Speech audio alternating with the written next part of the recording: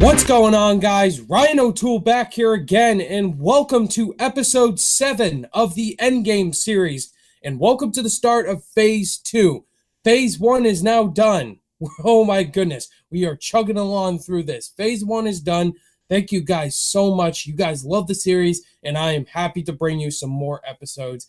And we have a very highly anticipated episode here, because I have a very awesome special guest here.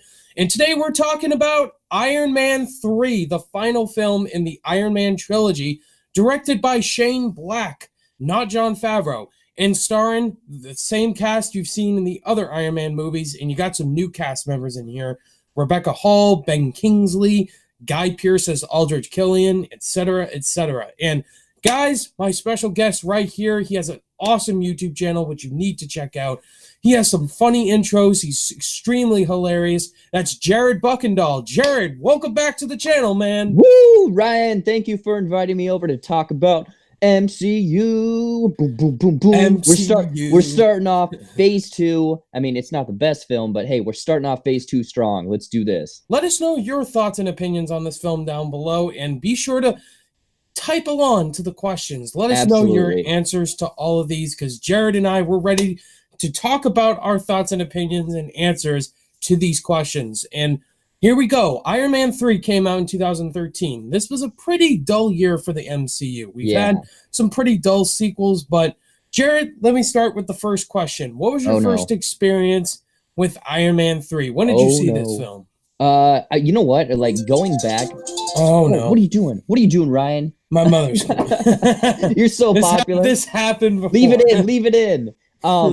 Iron Man 3, actually, I was like late to the game. I'm pretty sure the first time I watched this was actually on TV, like on FX or something. I had honestly, I was late to the game with the MCU. I think I watched all of them. I think Avengers was actually the first one I saw in the theaters. But yeah, this Iron Man 3, like this, I like the fact that this one kind of, you know, going from Avengers, like basically world ending stuff, this one kind of brought it back down to kind of a personal level in a weird way.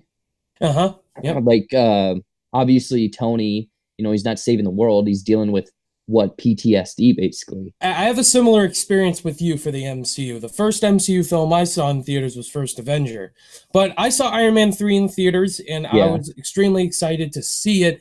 I was very nervous because Iron Man 2 was a very disappointing sequel. You didn't like Whiplash? No, that's definitely my worst MCU film, but going into Iron Man 3, I had some hope because Shane Black was directing it. Absolutely. This man directed Kiss Kiss Bang Bang, one of my favorite comedies. And this one seemed very different compared to other Iron Man films.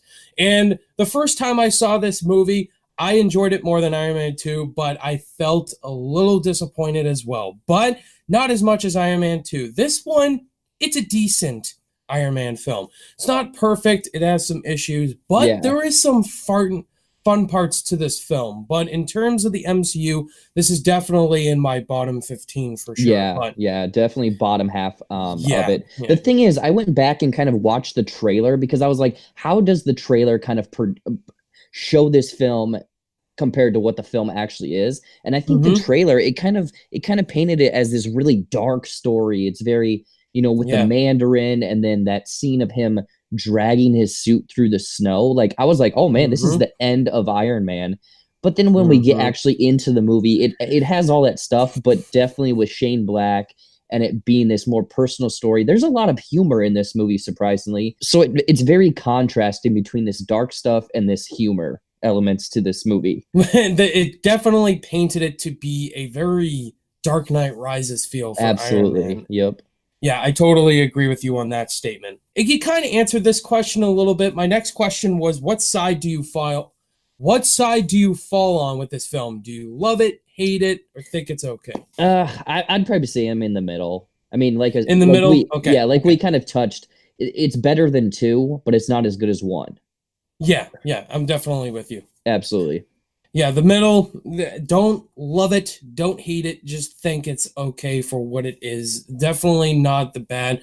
Because the reason why I bring up the question, it's definitely the most divisive MCU movie. There's some people that love this movie and think it's highly underrated, think and some people hate this movie. It's definitely the worst Iron Man movie. They hated so many things about it. But then there's the people like you and me that think it's not terrible and just think it's okay for what it is. It could have been better. Do you have the Rotten Tomato score on hand by chance? I don't need to look it up. It's 80%.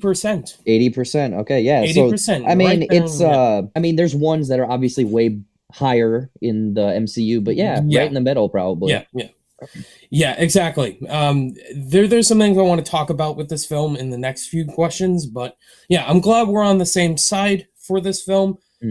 So Jared, what change made to Tony Stark did you absolutely despise? Oh man. You should have sent me these questions. I didn't study. I love to put people on the spot. I know. The stuff that I absolutely despised. I mean, at the very beginning of the movie, he is a dick, but that's also has character from the very first movie. So that adds up. Maybe the very end with all of the different suits showing up. I mean, it's kind of I don't know. I wish he would have used them more. Yeah, that's definitely my complaint too. Yeah. The new Mark 42 suit was definitely my biggest complaint.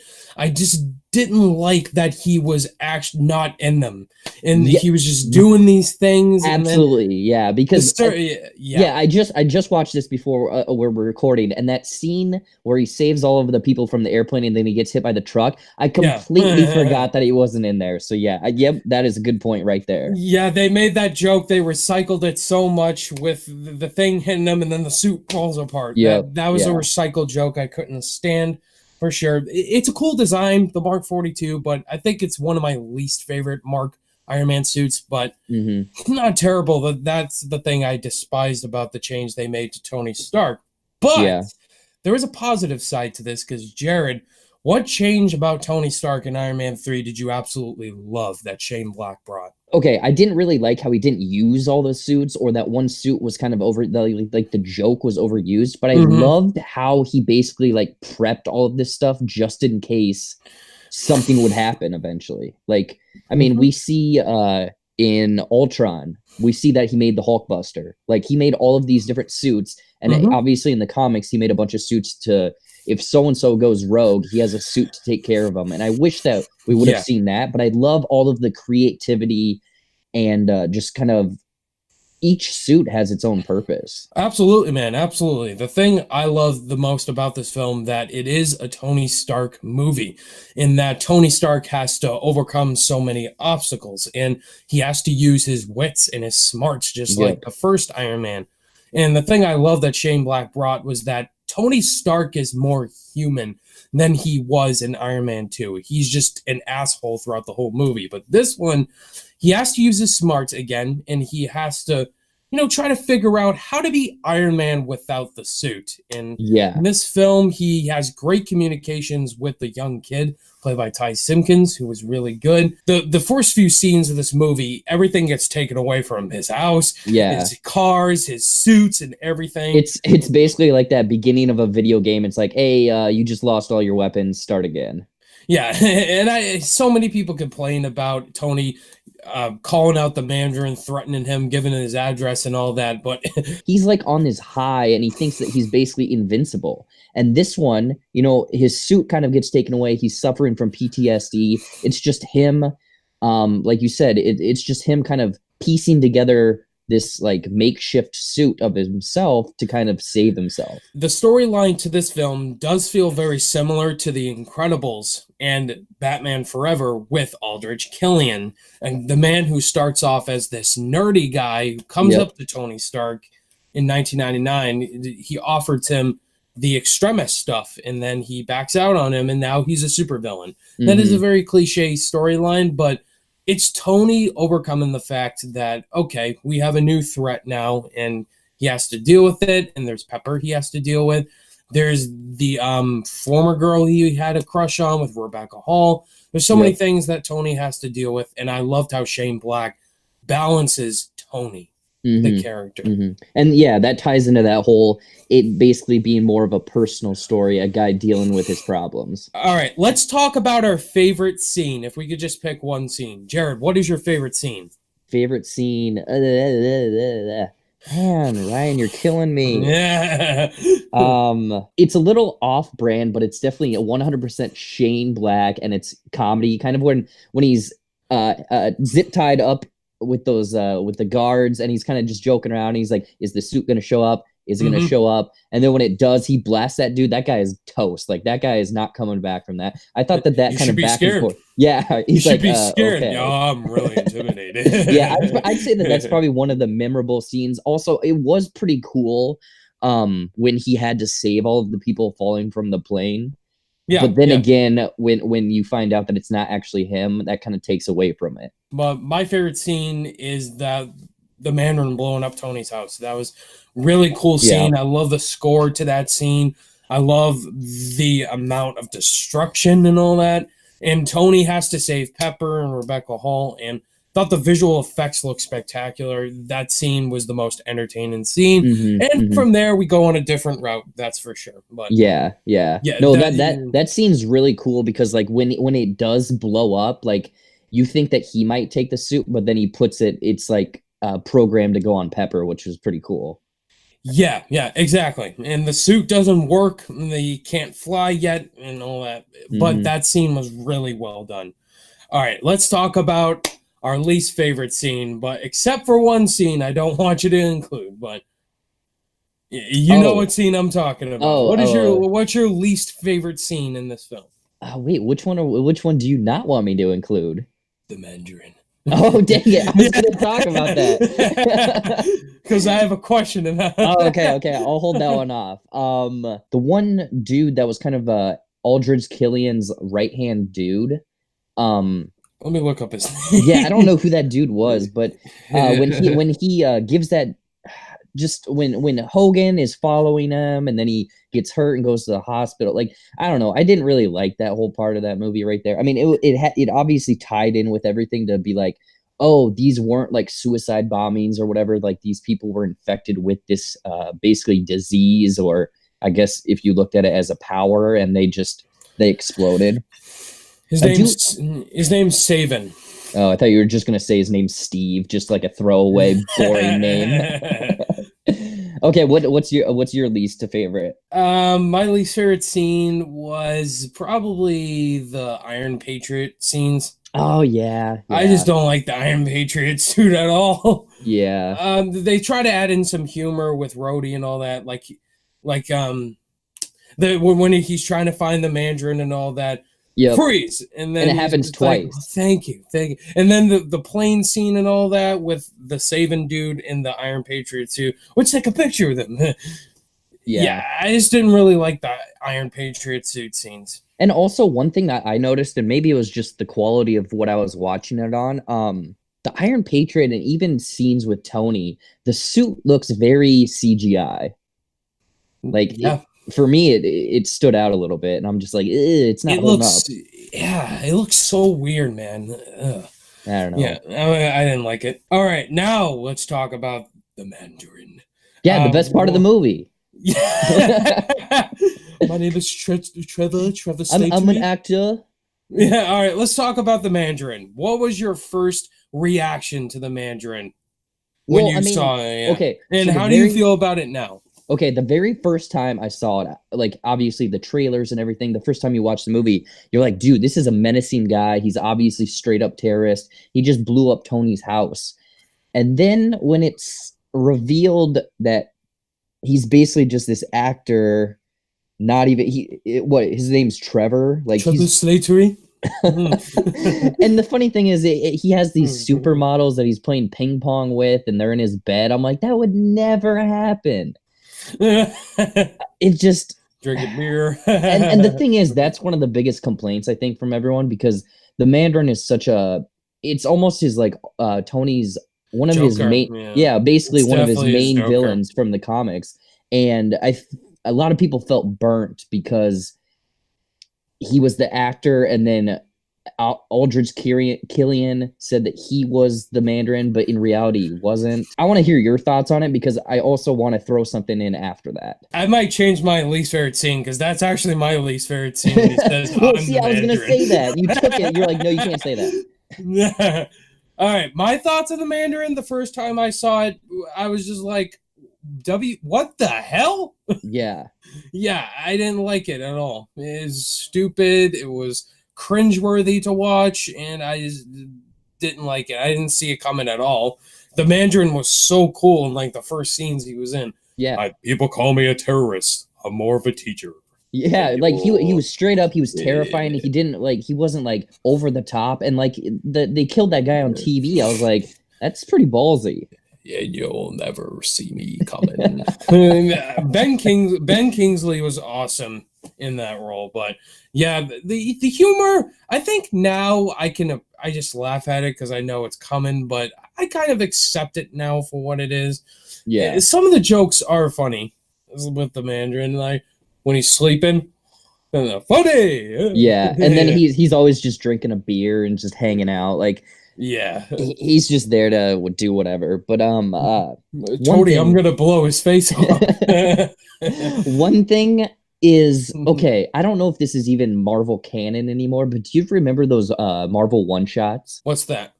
They basically, I don't even think they have them on YouTube anymore, but basically they went and it was like a 5-10 minute scene of just kind of these one-off characters. And they did one with Trevor the Mandarin, and it showed him in jail, and then someone like broke into jail and then ripped him out, and they're like, the real Mandarin wants to see you. And I was like, what? There's a real one out there, but I don't know if it's canon. I don't know if it's part of the MCU actually. So that's why I was like, that's awesome, because like there's an actual Mandarin still out there. That would have been better. Yeah, I would have loved to see that. Yeah, everything with Trevor, I kind of accept now, but yeah, it was really disappointing reveal. Really disappointing. All right, did you feel Shane Black was the right choice to direct this film? If no, who would you replace him with?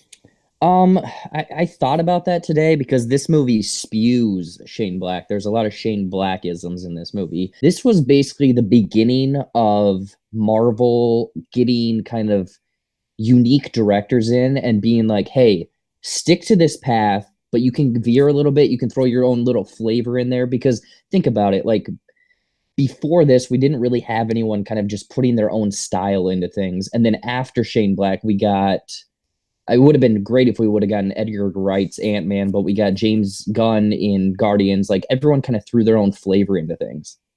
So I would say I really liked it because, like, all of his movies, it's Christmas time. There's jokey humor. It's more of a kind of mystery, trying to figure out what's going on story. I think Jon Favreau would have been fine to stay on. It really doesn't matter to me as long as it's a good film. But Shane Black didn't do a terrible job. I just didn't. Yeah, his style didn't really work as an MCU film. But Jon Favreau, it would have been fine for me as well to stay on to direct. But really, I think some of the decision making could have been a lot better from Black's end. But still, it doesn't really matter to me who directed the film. Yeah. Okay, obviously Favreau did the first two. Was there? I never read a reason or anything why he didn't do the third, or did he just not get it offered to him? Maybe he didn't want to do it, or maybe I actually honestly don't know the reason. Actually, I'm wondering if that's around the time that he went off and did Chef. That could have been. It could have been. I don't know. Whatever. All right, where does Iron Man 3 rank in your MCU ranking? This was the question earlier. I stole this question. I already answered this. Next question.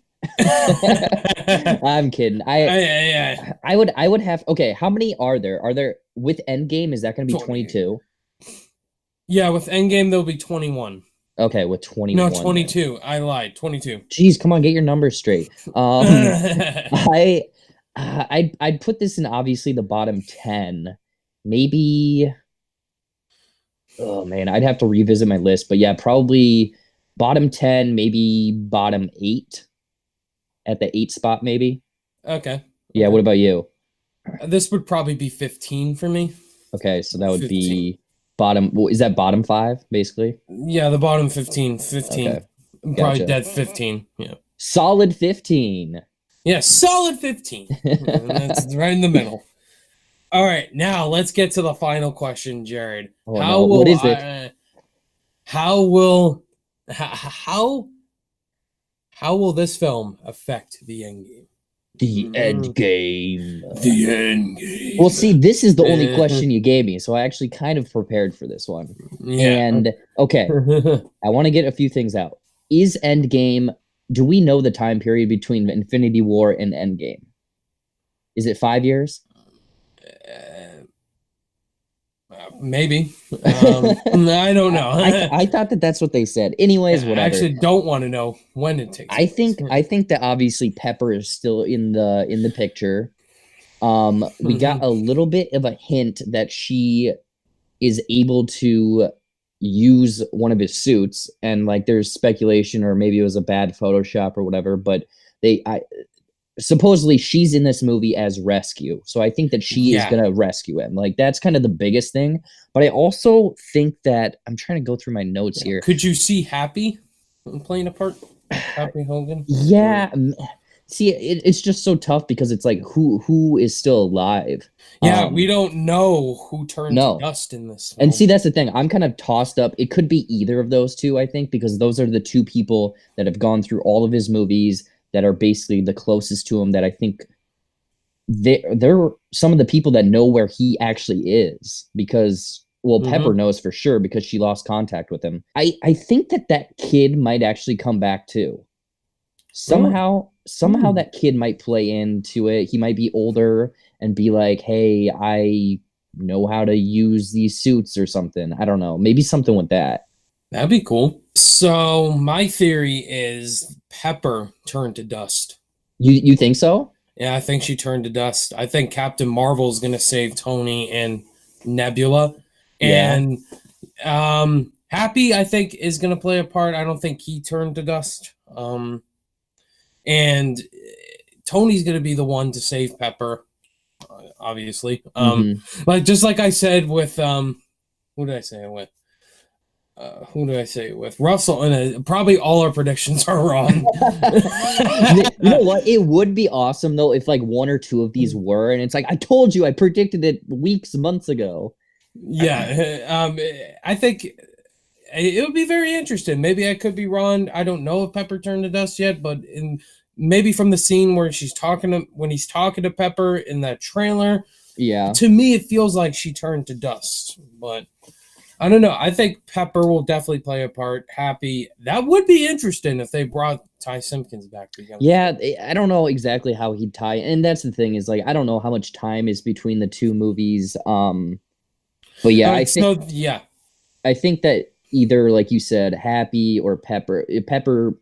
One of those two is gone. One of them is still alive. I could see Happy just running basically that like therapy group in the trailer. They're kind of like together, and it's like, where are we now? I could see him doing something like that. Just one random thing. For some reason, the scene, and this is just me speculating, is when Aldrich Killian went into the room and he pulled up those things for Pepper, it showed like the galaxy, but then he's like, oh, no, we don't need to worry about that. And then went to his brain. I'm like, is that indicating something there? I don't know what it would be, but I'm like, why did that happen? I don't know. It was a little off. Yeah, that was off. Like I said, I'm probably reaching way too far for that one, but I was like, maybe that could be something. Yeah. Yeah, and also Pepper having the extremist stuff at the end and saving the day. That could also be kind of interesting. Yeah. Well, did she get cured? She got that taken out of her. She probably did get cured by Tony, but that was kind of interesting. I was like, okay, they could have done something with that, but like, no, they cured her. Yeah. See, I thought the same thing. I was like, maybe they're gonna leave that in her.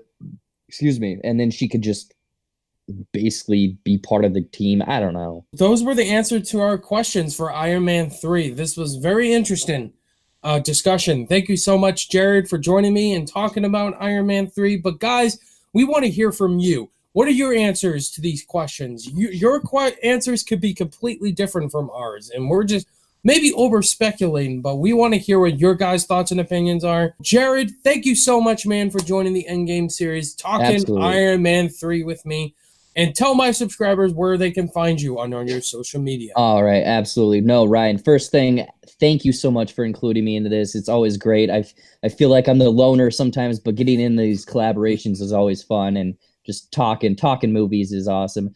I definitely want someone to have a way better theory than us in the comments below. I'm looking for that when this gets posted. Give me all those wild theories. Please. I want just crazy stuff. But anyways, you can find me on YouTube, Twitter, Instagram, I think Facebook at Jared Buckendall.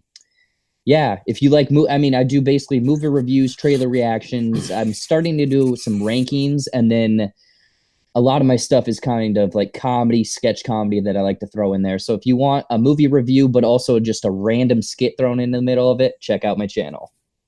Yes, you guys will not be disappointed. Jared Buckendall is a very funny guy. Go check him out. His channel link is in the description below. And that does it for Iron Man 3, guys. Thank you guys so much for watching. If you guys loved this discussion, be sure to give it a thumbs up on your way out. And go check out both of our channels. Jared Buckendall, go subscribe. He is awesome. Woo! Woo! But, yes. And stay tuned, guys, for the next episode, which is Thor the Dark World. And joining me for Thor the Dark World is Patrick Burrow, a guy who I've not collaborated with yet. You Patrick haven't? Burrow, I haven't. No. Oh, he's a good guy. Yeah. Patrick Burrow's up next, guys. So look forward to Thor the Dark World up next on Saturday. All my social media links are in the description down below. Click that notification bell on your way out, and I'll see you guys in the next video. Bye!